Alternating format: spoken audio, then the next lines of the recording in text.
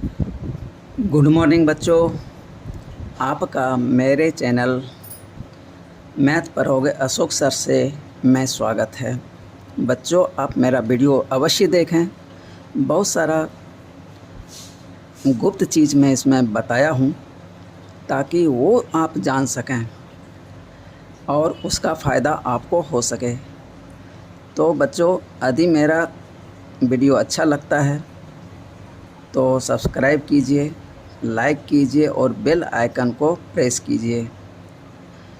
यदि कुछ डिफेक्ट्स नज़र आता है तो कमेंट भी अवश्य कीजिए।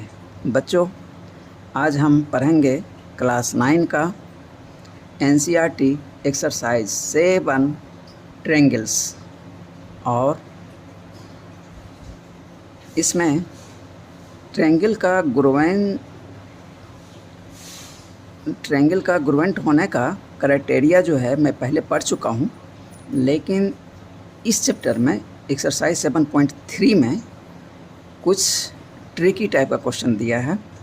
इसीलिए मैं एक बार और क्राइटेरिया को आपको बता देना, साफ क्लियर कर देना चाहता हूँ ताकि आपसे गलती ही ना हो। तो बच्चों देखिए, criteria for congruent of triangles. SAS मतलब side, angle, side. AAS angle, angle, side. ASA angle, side, angle. SSS side, side, side. RHS right angle, hypotenuse, side. इतने क्राइटेरिया जो हैं ये होल्ड करता है कि मतलब एक ट्रायंगल का और दूसरे ट्रायंगल में यदि ये सब चीज़ टैली करता है तो दोनों ट्रायंगल कॉन्ग्रुएंट होंगे। लेकिन अब यहाँ पे देखिए, SSA यानी side side angle does not hold, ये होल्ड नहीं करता है।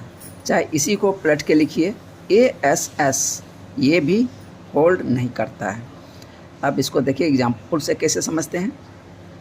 एक ट्रायंगल मैंने ड्रॉ किया और एक दूसरा ट्रायंगल ड्रॉ कर लिया, तो इसका ये साइड और इसका ये साइड, इसका ये साइड और इसका ये साइड, और ये बीच का एंगल, दोनों साइड के बीच का एंगल यदि बराबर हो तो एक इसमें कौन सा क्राइटेरिया लगेगा, SAS।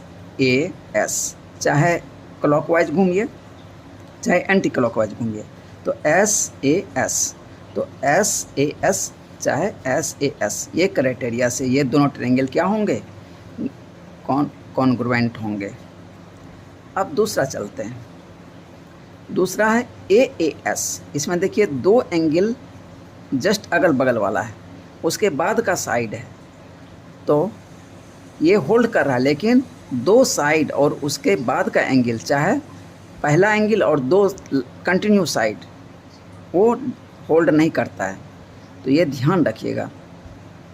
अब देखिए, दोनों बगल का एंगल और बीच का साइड, दोनों बगल का साइड और बीच का एंगल ये होल्ड करता है 1 और 3, और तीनों साइड इक्वल हो जाए तो वो भी होल्ड करता है। ओके, अब डबल एंगल और साइड ये होल्ड करता है, लेकिन डबल साइड और एंगल ये होल्ड नहीं करता है। RHS में जो है डबल एंगल और साइड का केस आता है, लेकिन वो राइट एंगल होने की वजह से ये होल्ड कर जाता है, तो इसको भी यही क्लियर करना है। तो अब देखिए, इसमें इस ट्रायंगल में और इस ट्रायंगल में ये एंगल इस ट्रायंगल के इस एंगल के बराबर और ये एंगल इस एंगल के बराबर, और एक साइड ये साइड मान लेते हैं, चाहे ये साइड ले लीजिए चाहे ये साइड ले लीजिए, इसके कॉरस्पॉन्डिंग ये साइड इक्वल है।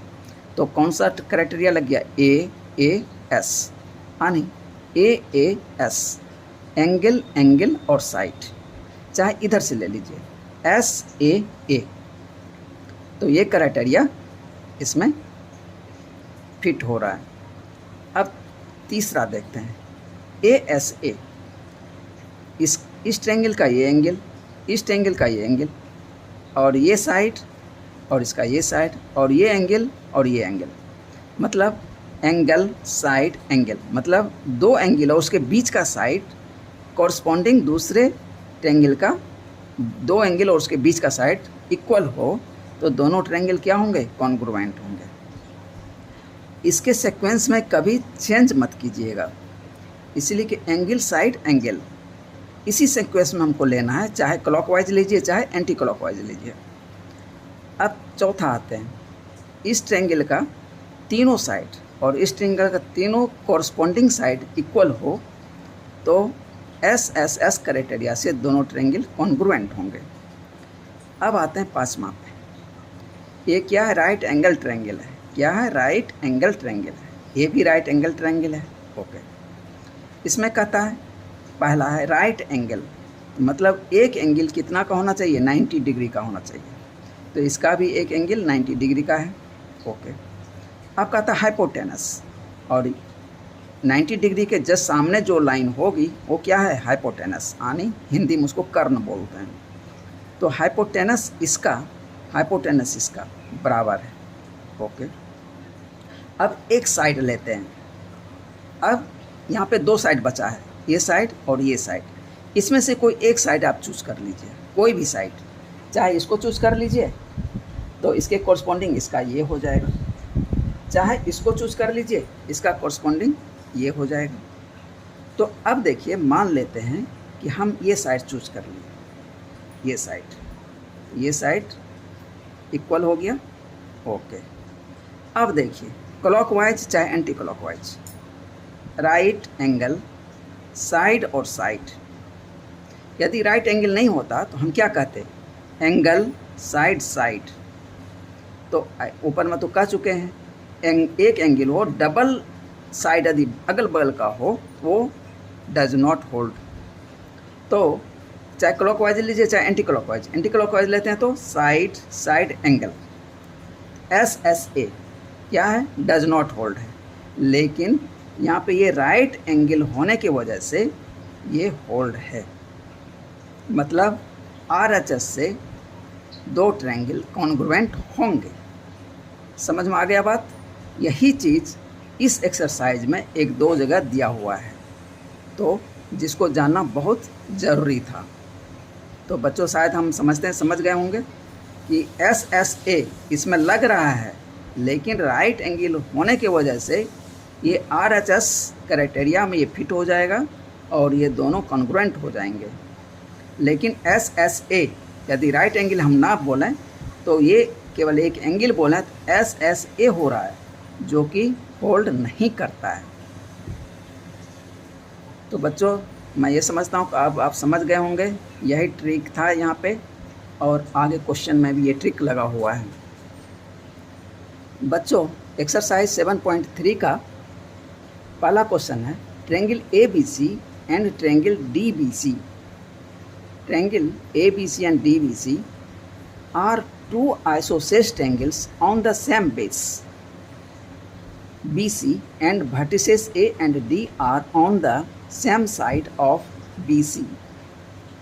कहता है ABC एक ट्रायंगल है और DBC एक दूसरा ट्रायंगल है, दोनों का बेस सेम है BC, और दोनों का वर्टिसेस जो है BC के एक तरफ है। एक तरफ हम यहाँ पे ऊपर साइड ले लेते हैं, नॉर्थ साइड ले लेते हैं, ठीक है, A भी नॉर्थ साइड और D भी नॉर्थ साइड। और if AD is extended to intersect BC at P, अब कहता है AD को यदि हम एक्सटेंड करें तो ये BC को P पॉइंट पे इंटरसेक्ट करता है।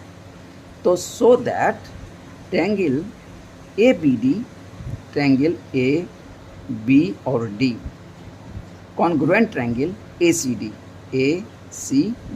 यानी ये ट्रायंगल और ये ट्रायंगल क्या है, कॉन्ग्रुएंट है। एक क्वेश्चन। दूसरा question ABP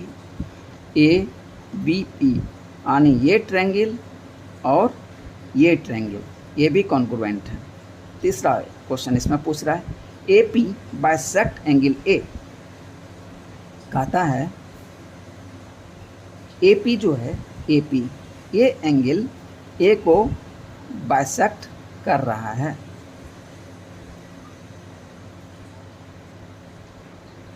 as well as D, और ये D एंगल को भी बाइसेक्ट कर रहा है। Okay, AP is perpendicular bisector of BC।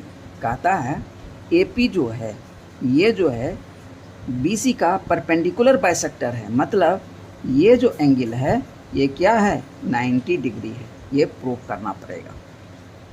Okay, हम पहले पहला क्वेश्चन के लिए हम ये ट्रायंगल और ये ट्रायंगल चूज करते हैं। तो इस दोनों ट्रायंगल में देखते हैं क्या क्या हमें दिया हुआ है। एक साइड ये और एक साइड ये दिया हुआ है, एक साइड ये और एक साइड ये दिया हुआ है। अब इसमें AD देखिए इस ट्रायंगल के साथ भी है और इस ट्रायंगल के साथ भी है, तो SSS क्राइटेरिया से ये दोनों ट्रायंगल क्या हो गए, कॉन्ग्रुएंट हो गए। तो कॉन्ग्रुएंट हो गए तो ये एंगल बराबर ये एंगल का, इसका मतलब है AD जो है एंगल A को बाइसेक्ट कर रहा है। एक चीज़ निकल गया यहाँ पे। और अब ट्रायंगल APP में यानी ABP ये बराबर ट्रायंगल, इसमें और इसमें देखते हैं क्या क्या हमें मिला।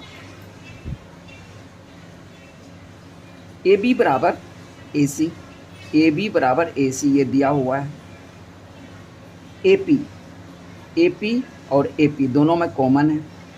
ओके, अब हम ये कहें कि ये साइड और ये साइड क्या है, बराबर है, तो इसके जो अपोजिट एंगल होंगे वो दोनों इक्वल होंगे, यानी एंगल B और एंगल C बराबर होगा।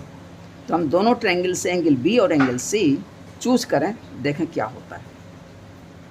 वही इंटरेस्टिंग चीज़ यहाँ पे है, एंगल ABP बराबर एंगल ACP, एंगल ABP बराबर angle ACP, opposite angles of the equal sides of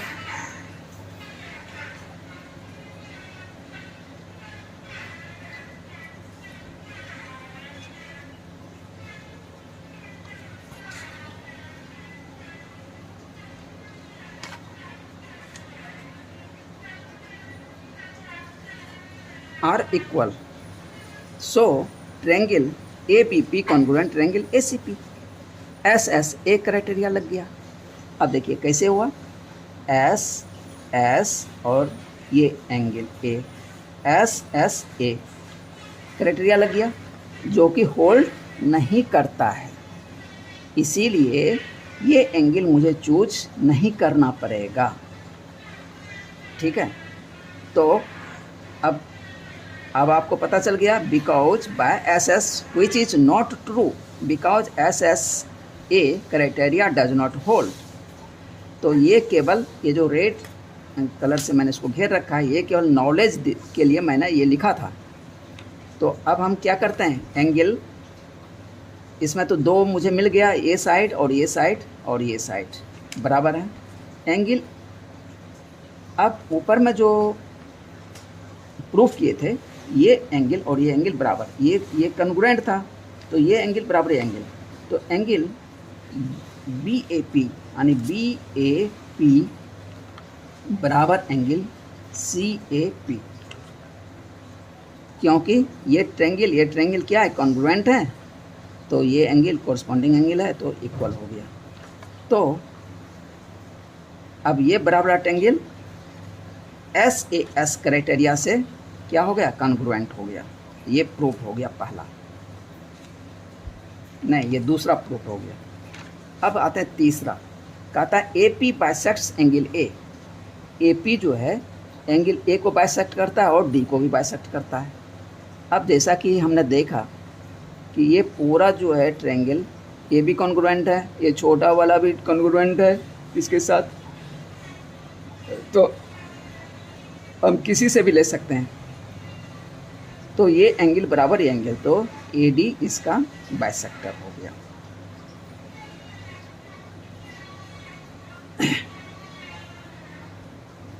AP bisects angle A।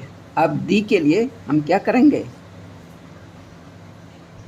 तो D भी बाइसेक्ट करता है, तो ये ट्रायंगल और ये ट्रायंगल ले लेंगे। तो इसके लिए मुझे क्या करना पड़ेगा, BDP यानी BDP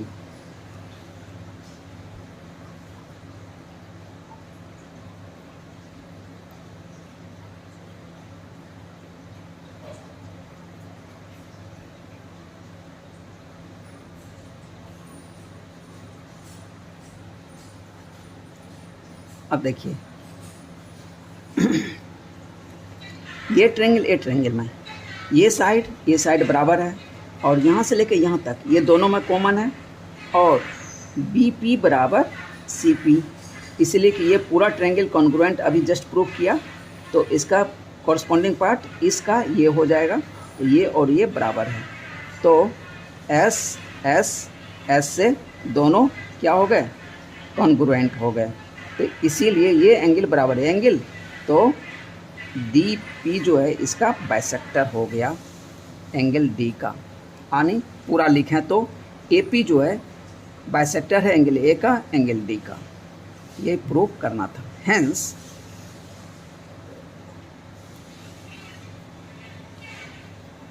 सो D P bisects angle D also proved. अब यहाँ पे फिर उसी तरह का कन्फ्यूजन यहाँ भी लगा हुआ है। Can we take angle B P A, angle B P A बराबर angle C P A from C P C T, और दोनों ट्रायंगल क्या था, कॉन्ग्रुएंट था। If we take equal then criteria for congruence will be S S A which does not hold. अब यदि आप इस ट्रायंगल, चूँकि ये पूरा ट्रायंगल आप कॉन्ग्रुएंट प्रूव किए थे और ये ट्रायंगल, तो यदि आप इस ट्रायंगल को लेते हैं, दोनों कॉन्ग्रुएंट हो गया, तो क्या उनका क्राइटेरिया लग जाएगा एस एस ए, जो कि होल्ड नहीं करता है, इसीलिए हम इस एंगल को नहीं ले सकते। लेकिन हम तब ले सकते हैं यदि हम इसको 90 डिग्री प्रूफ कर दें, तब हम इसको ले सकते हैं, ठीक है। तब इसके सामने ये हाइपोटेनस हो जाएगा, राइट एंगल एक हो गया, एक हाइपोटेनस हो गया और एक ये साइड हो गया, तब फिर हम इसको ले सकते हैं। RHS से हम इसको लेंगे। तो यही चीज़ मैं इस रेड इंक से जो घेर दिया हूँ, यही चीज़ लिखा हूँ। S S S which does not hold, but if we take these angles as 90 degree, that is linear pair of angles some property and equal by triangle ABP congruent triangle ACP, then we can apply RHS criteria। यदि हम इसको 90 degree proof कर दें तब फिर हम ले सकते हैं, इसीलिए कि वो लाइनियर पेयर है तो 90 हो जाएगा। चूँकि दोनों बराबर है तो दोनों मिला के 180 होगा, तो 2 से डिवाइड कर देंगे तो 90 डिग्री निकल जाएगा। नंबर 4 में क्या था, ए पी इज़ परपेंडिकुलर बाइसेक्टर, तो वही जो चीज़ अभी बोल रहा था वही प्रूफ करना है। तो इसमें देखिए हम 2 तरह से ले सकते हैं, एक तो पूरा ट्रायंगल का क्या था, कॉन्ग्रुएंट था, दूसरा ये छोटा वाला ट्रायंगल कॉन्ग्रुएंट था इसका, तो 2 में से कोई आप चूज़ कर लीजिए, ये आपकी पसंद है, तो ले लीजिए और इसको बराबर इसको कर देंगे और ये दोनों बराबर हो गया, और ये दोनों क्या है, लाइनियर पेयर है, तो दोनों का सम कितना होगा 180, और दोनों बराबर है तो 180 डिवाइडेड बाय 2 90 डिग्री एक एंगल निकल जाएगा। अब चूँकि ये बराबर ये है तो ये भी 90, ये भी 90 प्रूफ हो गया। यही चीज़ हमने यहाँ पे लिखा है। तो so A P is perpendicular bisector of B C. अच्छा, परपेंडिकुलर बाइसेक्टर भी है, तो अब चूँकि ऊपर में ही प्रूफ कर चुके थे कि ये तो परपेंडिकुलर हो गया, अब कहता है बाइसेक्ट भी करता है, मतलब बी पी बराबर सी पी। तो चूँकि ये पूरा ट्रायंगल क्या था, कॉन्ग्रुएंट था, तो ये पार्ट बराबर ये पार्ट का, चाहे इस ट्रायंगल से लेंगे तो ये पार्ट बराबर ये पार्ट, चूँकि ये और ये ट्रायंगल क्या था, कॉन्ग्रुएंट था। तो समझ में हमको लगता है कि आप अच्छी तरह समझ गए होंगे, इसमें कहीं कोई गलती आप शायद अब नहीं करेंगे। अब question number 2, AD is an altitude of an isosceles triangle ABC। कहता है ABC क्या है, एक ट्रायंगल है और वो भी ट्रायंगल किस तरह का, आइसोसेल्स है, मतलब इसके 2 साइड इक्वल है। इन विच AB बराबर AC दिया हुआ भी है, AB बराबर AC दिया हुआ है, इसलिए मैंने इसको कट कर दिया। So that AD bisect BC, तो कहता है AD जो है BC को बाइसेक्ट करता है, तो हम क्या करेंगे, ये ट्रायंगल इस ट्रायंगल को कॉन्ग्रुएंट प्रूव कर देंगे। मेरा काम हो जाएगा। A D bisect angle A, और ए डी जो है इस एंगल को बाइसेक्ट करता है, यानी दो पार्ट में बांटता है। अब कहता है एल्टीट्यूड क्या होता है। तो शीर्ष से और बेस पे जो परपेंडिकुलर लाइन खींचा जाता है बेस पे, और वो शीर्ष से पास होता हो, तो वो एल्टीट्यूड कहलाता है। तो वो जो बेस पे जहाँ पे मीट करेगा वो 90 डिग्री बनाएगा बेस के साथ। Here in triangle A B D, triangle A B D and A C D, इस दो ट्रायंगल में वी हैव ए बी बराबर ए सी और ए डी कॉमन है। और चूँकि ये साइड और ये साइड बराबर है, इसके सामने एंगल ये और इसके सामने एंगल ये यहाँ ए भी लगा सकते हैं। तो लेकिन यहाँ पे RHS हम लगा देंगे, क्योंकि ये 90 डिग्री मुझे दिया हुआ है। ये क्या है, एल्टीट्यूड है, तो ये जो होगा 90 डिग्री होगा, तो ये भी 90 डिग्री है। तो RHS से दोनों ट्रायंगल क्या हो गया, कॉन्ग्रुएंट हो गया। ये ट्रायंगल कॉन्ग्रुएंट हो गया। राइट एंगल हाइपोटेनस और एक ये साइड। अब यदि हम ये एंगल लगाएंगे तो कौन सा क्राइटेरिया लग जाएगा, SSA, जो कि होल्ड नहीं करेगा, इसीलिए हम ये एंगल नहीं ले सकते। तो अब देख लिए यहाँ पे भी ट्रिक ये लगा, बच्चे कहीं गलती से एंगल ले लिया तो हो जाएगा गलत। तो अब आप समझ गए होंगे, RHS से दोनों कॉन्ग्रुएंट हो गया। तो AD बाइसेक्ट BC, तो BD बराबर CD, तो ये बाइसेक्ट हो गया। अब कहता है एंगल A का भी, ये दोनों कॉन्ग्रुएंट हो गया, तो ये एंगल बराबर ये एंगल, ये चीज़ लिख दिया। Question AB and median M of one triangle, कहता है AB और मीडियन क्या होती है, बेस साइड को यदि हम दो इक्वल पार्ट में बांट दें और उसके मिडिल पॉइंट को, चाहे बेस लाइन के मिडिल पॉइंट को शीर्ष से जो मिलाने वाली रेखा होती है वो मीडियन होती है। तो इसका मतलब BM बराबर MC। तो इस और दूसरे ये मीडियन और बेस वाला साइड इक्वल है, तो लेकिन ये भी दो पार्ट में दोनों बटा हुआ है, तो इसका और इसका हाफ हो जाएगा। चूँकि पूरा फुल बराबर, तो हाफ भी दोनों बराबर होगा। तो यही चीज़ मैंने यहाँ पे देखो, BM बराबर QM ये दिखा दिया। नाउ इन ट्रायंगल ABM यानी इस ट्रायंगल में और इस ट्रायंगल में, ये साइड इस साइड का बराबर, ये साइड इस साइड का बराबर, इस साइड के बराबर। तो SSS से क्या हो गया, दोनों।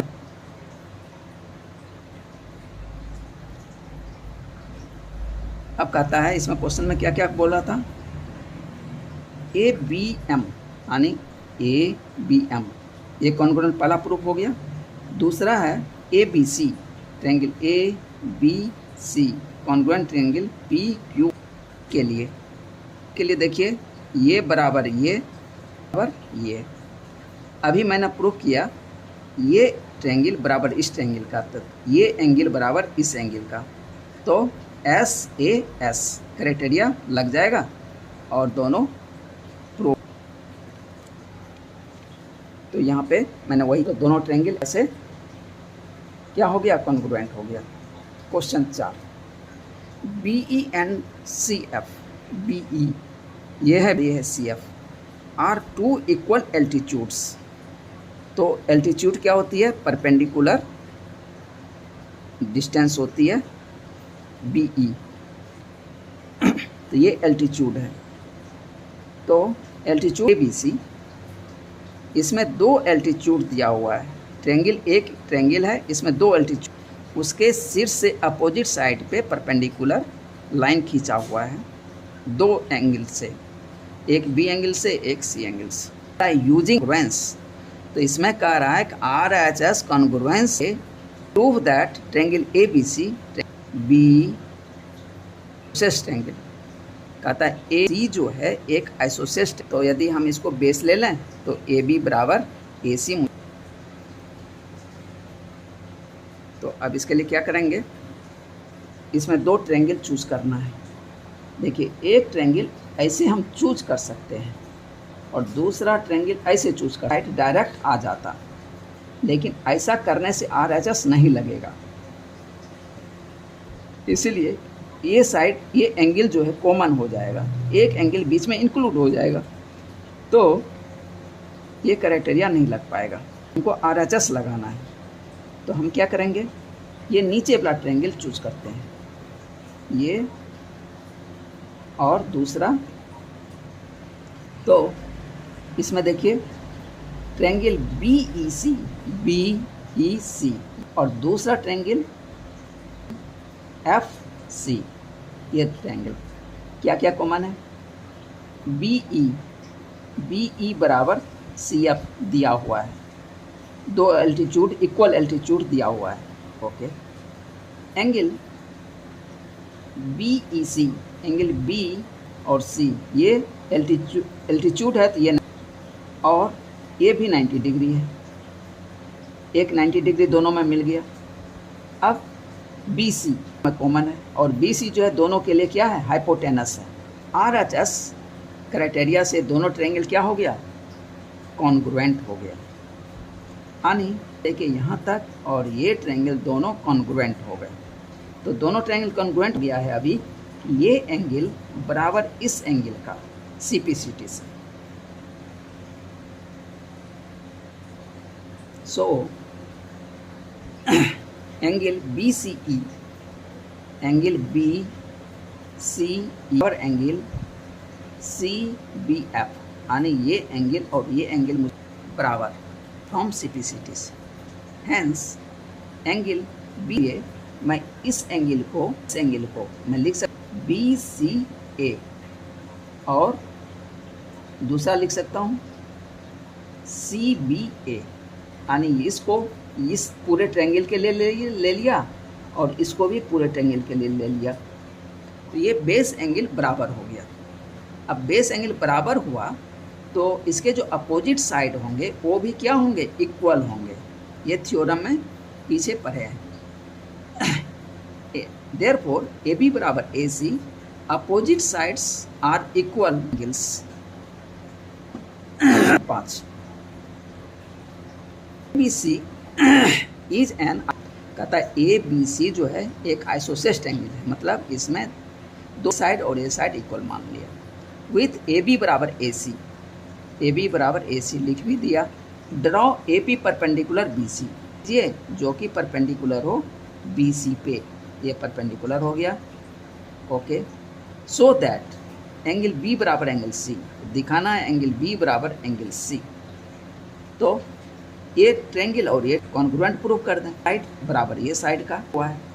ये देखिए दोनों के लिए कॉमन है, 90 डिग्री है तो इसमें भी ये 90 डिग्री है। तो RHS लगा देंगे, के सामने ये हाइपोटेनस है और इसके सामने ये हाइपोटेनस, तो RHS अप्लाई कर देंगे तो कॉन्ग्रुएंट हो गया। Angle B corresponding angle C का बराबर हो जाएगा, तो ये CPCT से इक्वल हो गया। तो बच्चों इस चैप्टर में सवाल यहीं तक था। अब फिर मिलते हैं अगले